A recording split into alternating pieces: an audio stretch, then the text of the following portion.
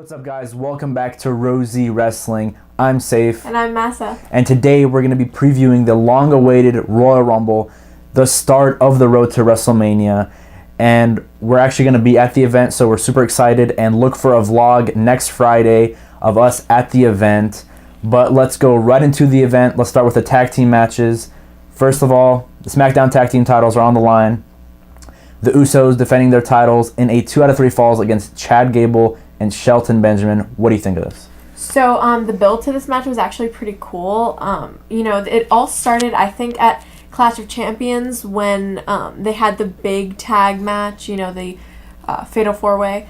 And, you definitely got to see Chad Gable and Shelton Benjamin really shine through that match. Gable looked like an absolute star in that match. Suplexed everybody. He had, the biggest spot, I think. Mm-hmm. So I'm actually excited for this match, and I think they've made it a little bit different, adding the 2 out of 3 falls stipulation. Yeah. This match is going to be great. I'm excited to see this live. And who do you think is going to go over in this match? See, I predict that the Usos are going to win because they are just, they're honestly one of the best tag teams in the world right now, and they're doing such a good job as champions.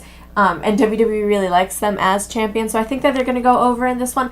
I personally would like to see Chad Gable and Shelton Benjamin win. I think they could go with the Usos going over, but I feel like maybe it's time to give it to Chad Gable and Shelton Benjamin because the New Day and the Usos were hot potatoing the belts, and I think it's time for another tag team to kind of enter the fray. So for the Raw tag team titles, we have Jason Jordan and Seth Rollins going against The Bar. The Bar have been kind of inconsistent the past 2 weeks. Obviously, they lost to Titus Worldwide 2 weeks in a row, so their stock has definitely fallen. But I think they're actually going to win this match, and I think that they're going to go for the Jason Jordan heel turn and build to a match between them probably at WrestleMania. They could postpone that a little bit and wait until the next Raw pay-per-view, which is Elimination Chamber. But with what happened at Raw 25 and Seth Rollins accidentally hitting Jason Jordan, I think it might be the perfect time to finally go full heel for Jason and have the Bar regain the championship. Now let's move on to the 2 World Championship matches. We're going to start off with the WWE Championship. AJ Styles defending his title in a handicap match against Sami and Kevin. Now, what do you think of the stipulation in this match? See, I don't understand why Daniel Bryan did this. I understand maybe, because he wanted both Sami and Kevin to be featured and not one more than the other, but it's a handicap and it defeats the purpose. Why not just do a triple threat? Why not just put them all together? You could still have Sami and Kevin work together throughout the whole match and have AJ win. But here, a handicap match, going into a pay-per-view, I'm never, excited to see a handicap match. Mm-hmm. So this is no different. Already, know what's going to happen. But, with this one, I think that AJ's going to win because of the whole injury. And, they can probably play that up. Yeah, so if Kevin Owens is selling the injury, like I said in the SmackDown review, he's basically going to be eliminated from the match, and Sami will carry the load against AJ, which will cause AJ to win. But still, if you really wanted us to be excited, put him in a triple threat match. And you could have the same idea. It could still be a good match because AJ Styles is in it, and he could. They all can work really well on their own. Yeah, but AJ he's AJ shown on countless times that he can wrestle. He could have a 5-star match with a broomstick. I'm also interested to see if Shane or Daniel play any part in this match. I hope they just kind of make it about the wrestlers.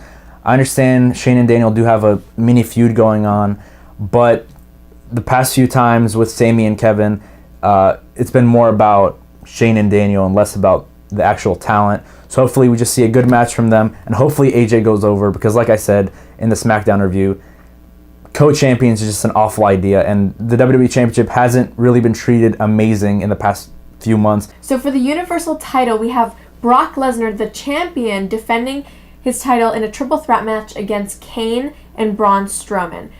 Did you notice that there aren't any singles matches on this card?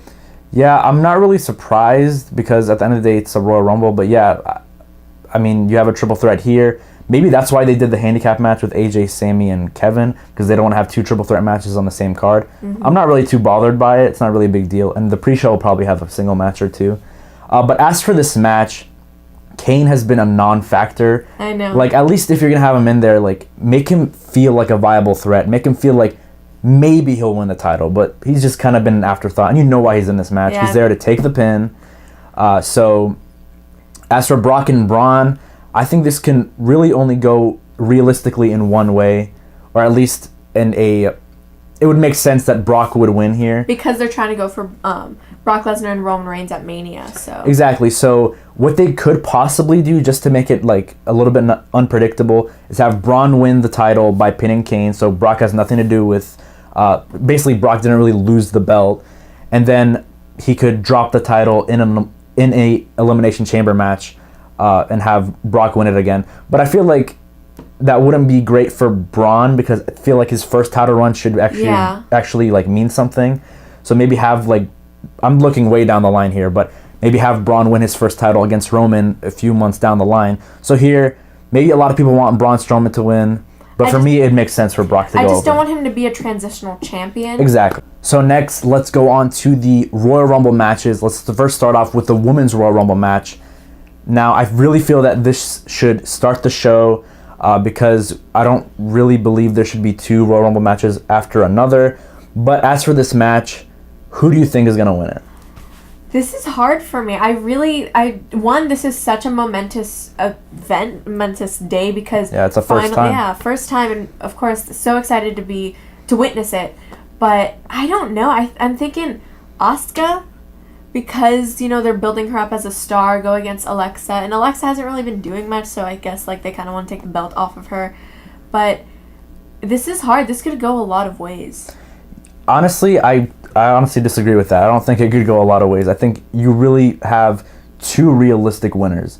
Asuka, for me, has to win the title at WrestleMania. So whether that means she goes to WrestleMania by winning the Royal Rumble, or goes in a different direction, she has to win it at Mania.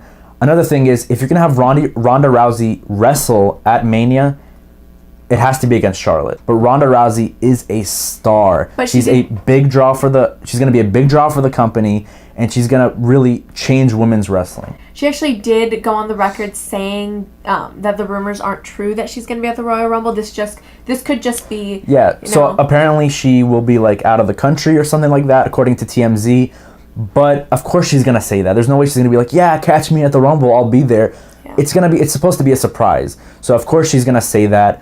She could possibly not be at the Rumble at all. So we talked about who's going to possibly win the Rumble, but who are some surprise entrants you'd like to see at the Women's Rumble? Because let's face it, they don't have enough women on the roster to fill up the whole 30 spots. For one, I would definitely love to see Trish. She got a huge pop at Raw 25. She's considered one of the greatest female wrestlers of all time. So she's, a huge star. I also want to see some people from NXT, like the Iconic Duo.